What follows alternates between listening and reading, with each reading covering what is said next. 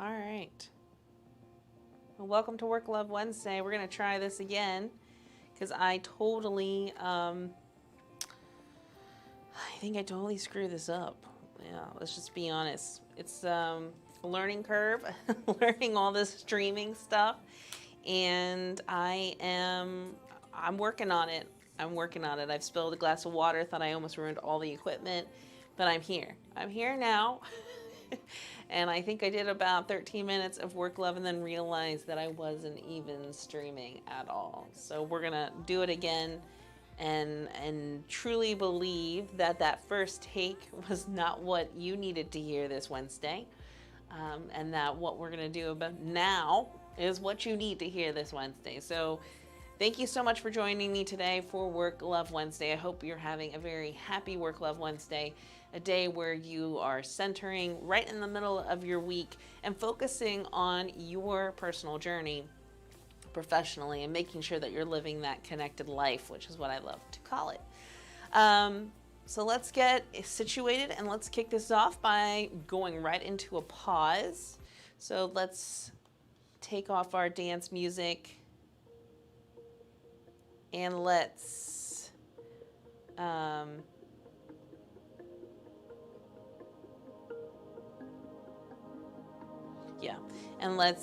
do some quieter music. Gosh knows after this, I need this again. So this week for our pause, we're doing a ha anxiety release, but we're gonna do it as a sigh. We're gonna do 9 repetitions where we're gonna inhale, fill our belly up. Imagine this warm, red, glowing energy filling up our heart. We'll hold with the belly expanded, and then we'll release out on a ha, but we're gonna make it inaudible. So it's gonna be a really beautiful, okay? We're gonna do this at our own pace. Get situated in your seat, and when you're ready, let's go ahead and begin. Taking your first breath in.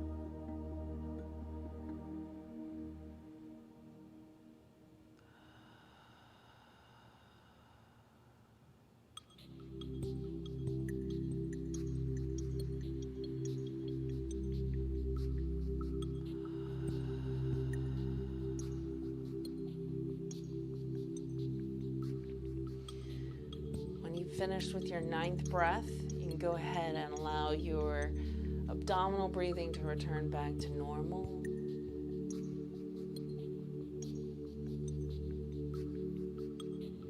And slowly bring yourself back to the space that we're in. Waking up the body if you need to.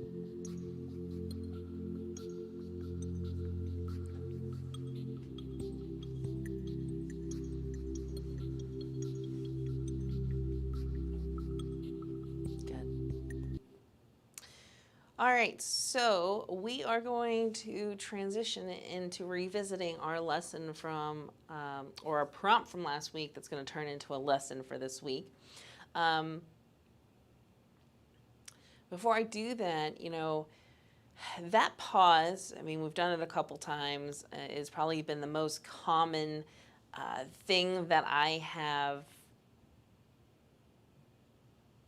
been recommending to people who have been reaching out to me based off of what they've been experiencing.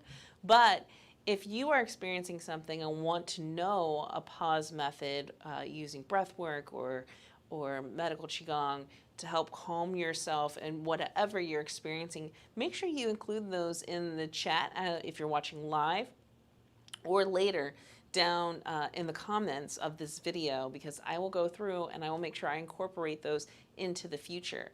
Most of the times I curate the content for this lesson, so I make sure that our pause and our practice kind of go with the lesson and help assist with the lesson that we're learning that week.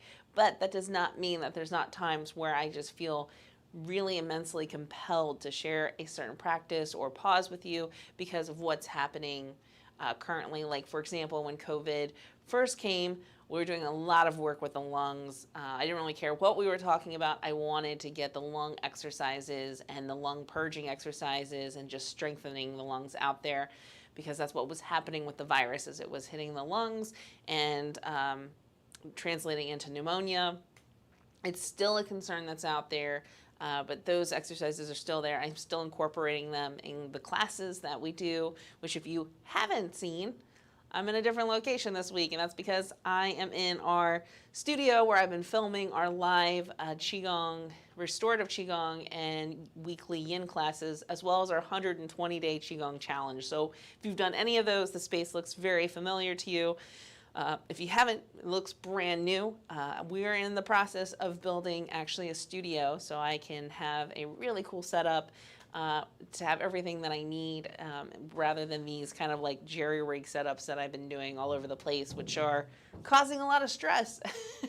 Rather than just focusing on creating the content and giving it to you, which is really where I'm trying to get to be at. And that actually ties really nicely into our message for today. So the card, and this camera does not want to look at the cards very well, but this card that we picked last week, it says reconsider your commitments.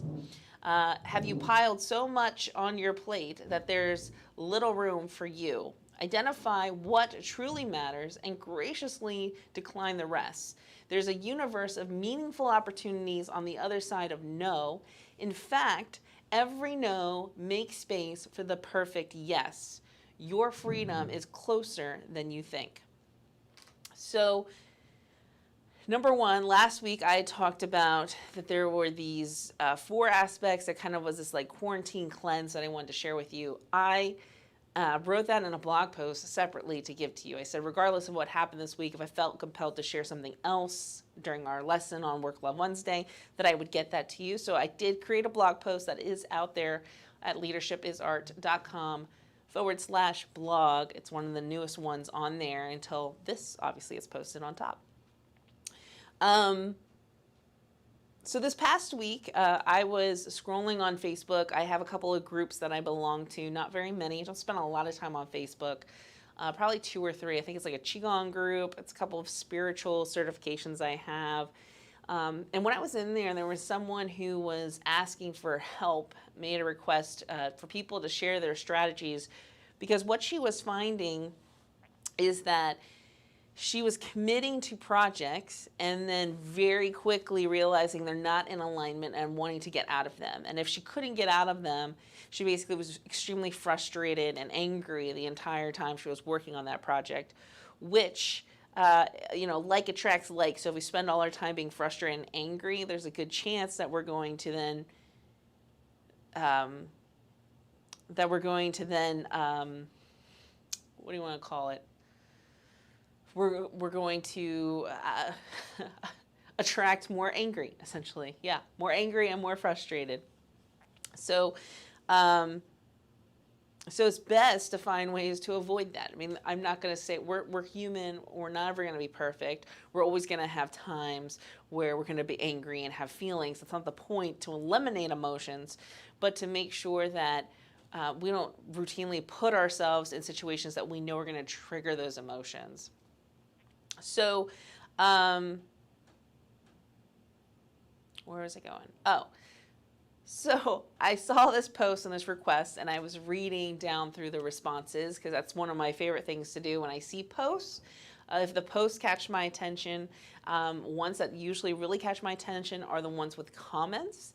And when there's comments, I like to dive deep down and go through all of them because I like to see what the dialogue is. I love to watch the dialogue, and especially now, since we can't really get out. I can't people watch in the traditional sense that I used to. This is the closest I can get to people watching.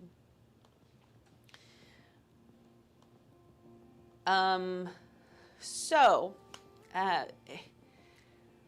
what came to mind for me when I was processing this post and even thinking about if I wanted to share something is that it's a much more complex topic. It's a lot of what we were thinking about and prompted by this card, reconsidering your priorities or your commitments to make sure they're aligned, and saying no is a hard thing to do, which is why I called this episode the No Diet.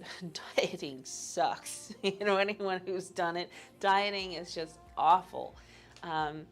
Saying no, that's kind of been my experience. When I started my business back in 2015, I found myself quickly falling into the habit of saying yes to every opportunity from client or partnership. To be honest, I was just so excited and thrilled and humbled and honored that somebody would want to work with me in any sort of capacity, that whatever they requested, I said yes. And at the time, what I didn't realize I was doing is I was saying yes to help everyone else with their dreams because they had this clarity, and I did not have any clarity at all. And so what essentially happened is I spent 2 to 3 years at the beginning of my business saying yes, and then the business evolved to this eclectic amount of services that had no rhyme or reason to them except that we were good at all of them. And then there was no real mission or purpose for our business. And I started to find myself disassociating from the business, being frustrated, having a lot of client work or projects or partnerships of things that I didn't want to do. And it was in that moment that typically in my professional career, when I was not the boss of myself, I would blame the employer. It's the employer's fault that I'm upset. It's my employer's fault that I'm lacking purpose. And it's easier to do that because they could not have the structure in place. They could not have the organizational vision. They could not have people development strategies. The leaders could be struggling personally, which I think is a huge piece, before they're able to work with us professionally. And so there's just so many places in big organizations that you can stay in the state of blame and not look at yourself. When you're a business owner and you're sitting there saying those things, you're saying them about yourself. You're saying that, I can't motivate myself, I can't engage myself, I can't allow myself to do the work that I love, I'm trapping myself, I'm working with no purpose, like that. I'm doing all of that to myself. And that really puts you in a place where you've got to look at yourself pretty hard. And doing that really has, we're in year 5 for my business. So I said 2 or 3 years of basically confusion led to like 2 years of deep dives of looking at myself, of basically blaming no one but myself, and really being heavily reliant on the people around me to support me as I was trying to figure out everything, because I lost pretty much all footing and not really knowing what I wanted to do with my life. Fast forward to this year, that journey has hit a new elevation that has given me clarity as to how I want to move forward, which is part of the reason why I'm showing up every Wednesday here, why I'm showing up in the podcast, why I'm showing up in the classes, why I'm putting my energy there. These are projects that align with my connected path. And I just finished a book. I spent 8 weeks working on a book, and this draft that's in the editing process that's all about this new sense of clarity, this new brand, this purpose that I just want to share with the world and don't want anything to come in its way. And so for me, I have to be really, really specific about what I say yes to, um, and really critical about what invitations are being asked. You know, as you elevate your vibrations, as you move farther down your growth path, your connected path, those who are just excited and traveling on theirs are going to want to partner with you. Does not mean that those paths are meant to intertwine and travel together. They may be crossing, they may be supporting. And I think sometimes, and I know this is how I was early on, is if someone came in, there must be a sign from the universe that it has to happen. It's it's an assignment from the universe. How it plays out is different each time. And that's a hard thing to balance. So for me, how do I figure out if something is truly something I should commit to? I feel it. I really pay attention to every ounce of sensation in my body when I'm thinking about that project. Number one, if I feel a large sense of fear, I try to remove that, because fear is usually something that comes into play when there's something we should be doing, but fear wants to give us that excuse.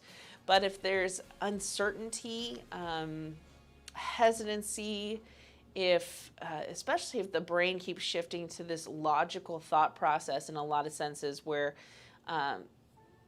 it's about letting the dust settle of the initial excitement and really trying to figure out, feeling wise, does this resonate vibrationally on a magnitude that it's going to sustain as you continue moving forward. And that's hard to articulate, and we're told to discount our feelings.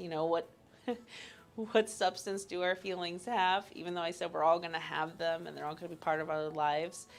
But, being able to sit with each commitment. And I found that as I've gotten to know myself and gain this clarity, I've become very intimate with intimate in the knowing of the vibration of my connected path. So that means when these other opportunities are presented, I can tell pretty quickly if they're in harmony or disharmony. Now, there are two traps that I still fall into. Number one is I have this defaulted belief that once I give the green light to a commitment, that it should always stay there indefinitely. As we evolved, as I talked about, hitting this new elevation in my growth path, the commitment and the people involved there are moving and changing too. So when you're dealing with commitments that are years long, or even months long, you can find that vibrational dissonance starts to happen. And so it's really important to keep having that increased awareness about that. And I saw this in that post. One of the recommendations was they reevaluate their commitments every single day, which is a great thought process to have.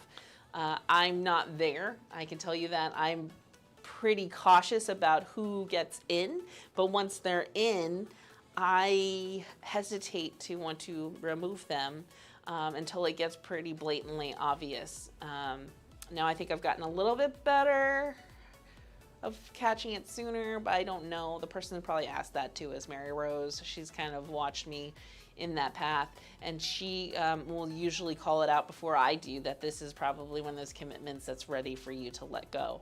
I don't like doing that because I feel like I'm not staying true to what I promised I was going to do. And that's not really what that means at all. So that's number one. Number two is I am a healer. And if there is somebody who shows up who asks me something and I know that I can help, even though it's not associated with my path, my heart just wants to plunge into that person and say, yes, I will help in every way possible. And those are probably the one place that I get really tripped up on. This affects me when I'm making staffing decisions, when I'm making partnership decisions, and really as a leader of a business and an owner, the growth, the expansion that we've had, really, I've made sure that I put people in place that balance me out. And I've also built the structure so there's checks and balances. So it's not all me just saying, so that people can call it out when it's my heart just outpouring. Because also the danger there is if I extend myself too much, I can't be of service. So it's really important to find that balance. And I'm not there where I want to be. I'm still working on that to establish those really strong boundaries. So it's really important to have support around you that can help with that. And I'm saying my team, but it also can be, spousal support. I mean, my husband's really great at it. My kids kind of call it out. Friends can call it out. I mean, I talk about Mary Rose. She is my business partner, but she's also my best friend and almost like my sister first.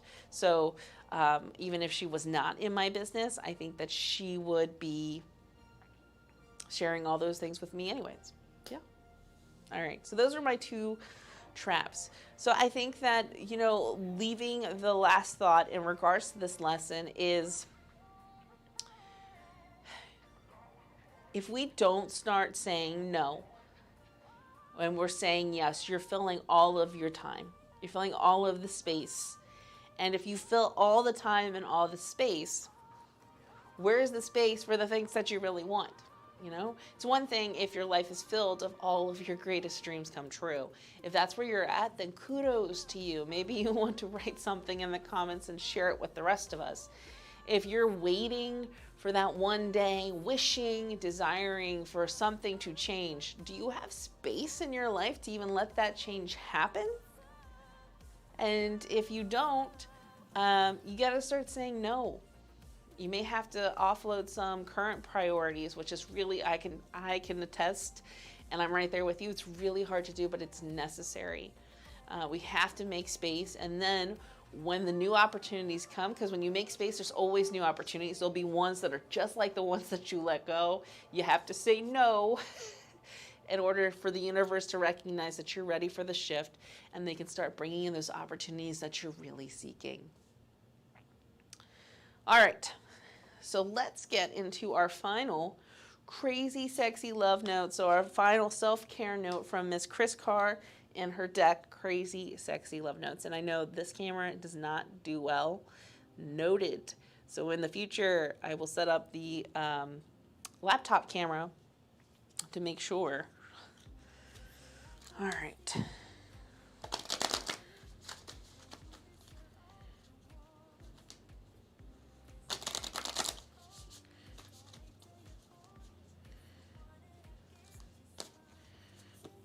Final one. Oh, these are beautiful, beautiful cards. I'm going to keep it out here because I think it's the best way you're going to be able to see it. It says make waves on it. It's got a little whale tail and a couple of fish and a heron flying over. It says it's your turn to make a splash and rock a few creaky boats. Don't be afraid to get wet. You may fail, you may look foolish, or you may make people think in a new way. Every great trailblazer and change maker made waves. You're no different. So I think where I'm going to leave with this is to challenge you for the next week is to think about what is your unique special gift that you have to offer the world. Do you view something a unique way? How do you fill up other people's cups? What are you bringing to the table? Why are you indispensable at work? Why are you the rock for the family? Really kind of take in all of that and identify, what you have to offer, where you possibly could show up more. That would make people uncomfortable. But really, where you're supposed to show up, where you're supposed to make waves or shake trees. I say that all the time when I work in organizations, and I'm like, it's time for us to shake some trees and see what happens. So yeah, let's see where we can shake things up. Like, what is the Taylor Swift song? Shake it off, shake it off. I don't know. Anyways, so that's this one. Probably going to just give you a heads up. The next week we'll be doing some fear pauses and practices, because anytime that there are waves being made, it is fearful. And I can tell you that I hinted at, I just finished my next book. We're going through the editing process now. It's getting real. We're talking about marketing. We're talking about reaching out and sharing it with people that are outside of my close little inner circle. And I think yesterday I almost had a borderline panic attack because I'm so afraid. I'm afraid of, what are people going to say? This is it. This is what the work that I want to put out there and I want to do and that I'm really committed to. And what if it's not well received? And that could happen. I don't know what the path is. I don't know what lessons are meant for me to learn coming up. So there's definitely a lot of fear, and that's really what's been coming up. It's been trying to hold me back from doing the things that I know I need to do to keep moving forward, is fear. So I'm sure we'll tackle that next week. Yeah. All right, so let's wrap up Work Love Wednesday by finishing with our practice. So our practice, we're going to do a visualization exercise called Observing Self. And the reason why I wanted to do this was because, when we're talking about commitments and reconsidering our commitments, the people that I feel like I'm talking to right now are those that are like me, that have tons of things on their plates. And we just keep filling our plates up and we're just running. And right now, maybe it's a little slower because there's a couple things that maybe weren't able to transition to online. Maybe not. Maybe your life is even more and more hectic because you are someone who was an essential, providing an essential service during this time, which I'm so grateful for you. I'm so grateful that, in your time of rest that you're watching this. So observing self is all about just getting in tuned with what's happening inside. And sometimes when we're on that treadmill sprinting fairly quickly because we've loaded our plates so much, we can struggle with quieting the mind and being able to do some of the inner listening that we need to do, which is really essential. And so we're going to do this exercise called Observing Self. And all it is sitting in stillness, paying attention to what comes across, what are you thinking about, things that you need to do or ideas, and just giving yourself permission to say, what's next, what's next, what's next, and letting them just kind of flood by. It's almost like you're standing at the end of a hallway and they're just like, all that stuff. Knowing that they're not leaving, they're going to be there, rest assured, I'm not making them disappear. You're taking stock.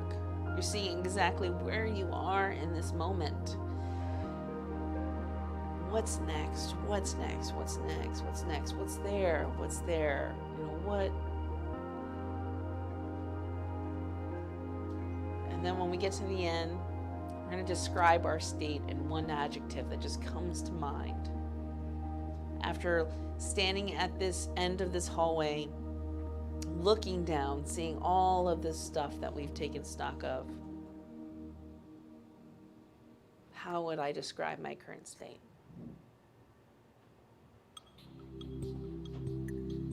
All right, so let's get settled in our seat.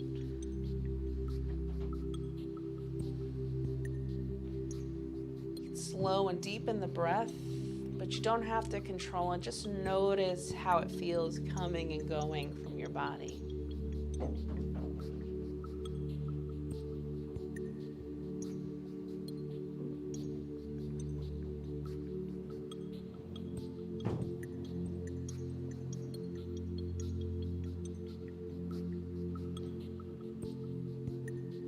Now with your eyes gently closed, I want you to bring your attention to your mind's eye, which sits right in between on the forehead. It's where we can watch things as they travel across our mind. their eyes gently closed.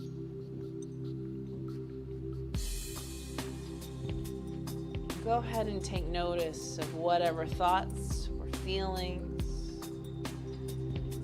And as they come by, just give them permission to keep going.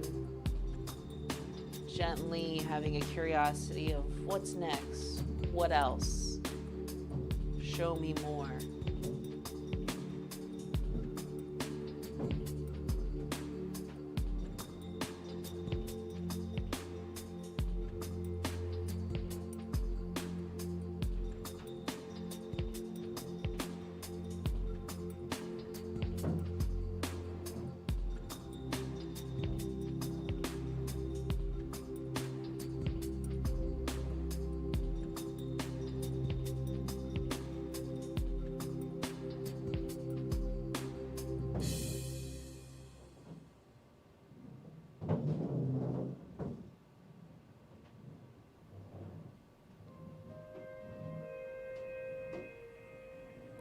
And as the things start to slow down and you're noticing fewer of them traveling by,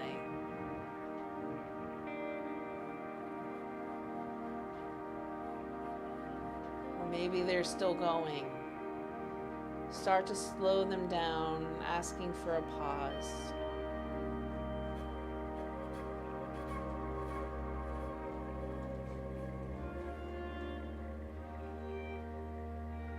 Check in with yourself. How are you feeling? How does all that you just saw make you feel? Happy, excited, tired, sad, angry, frustrated, excited.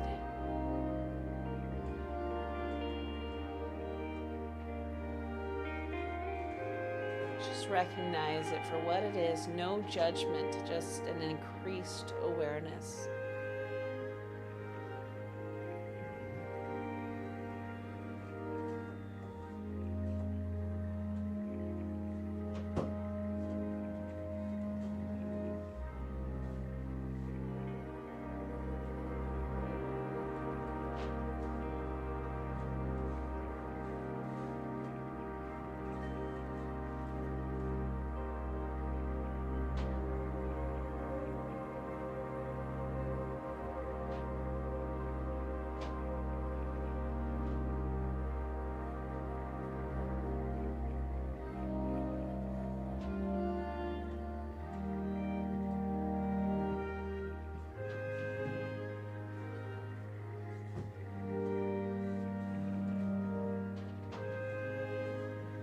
Start to bring your awareness back to whatever space that you're sitting in.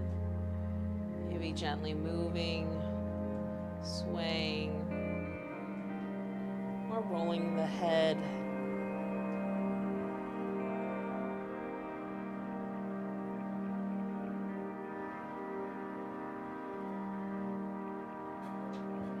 When you're ready, go ahead and open your eyes.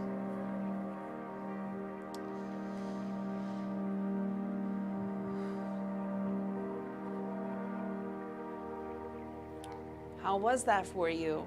If it was challenging, I really encourage you to sit and do this more until you can get to the feeling and take stock.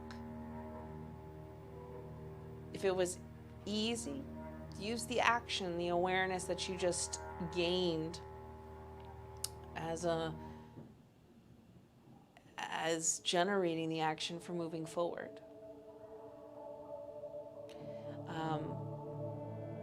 Thank you so much for joining me this week. I really hope that this served you in your work-life journey. I look forward to seeing you next week, or if you join me in any of the classes. And as always, if there's any way that I can be of more service, please leave a comment, send me a message, leave a comment on the website, come chat live with me. You know, this is for me. but I also want to be of service to you. So thank you so much from the bottom of my heart. Have a beautiful day. Have a beautiful week. And happy Work Love Wednesday.